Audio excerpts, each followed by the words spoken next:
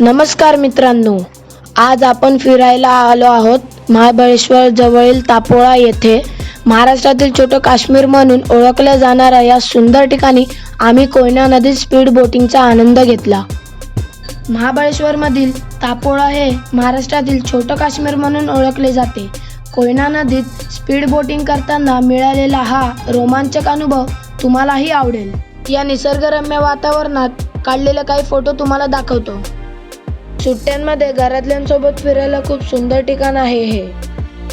मी पहिल्यांदाच तापोळाला स्पीड बोटमध्ये बसलो। पाण्यावर वेगाने धावताना खूप मजा आली आणि हा दिवस माझ्यासाठी खूप खास ठरला।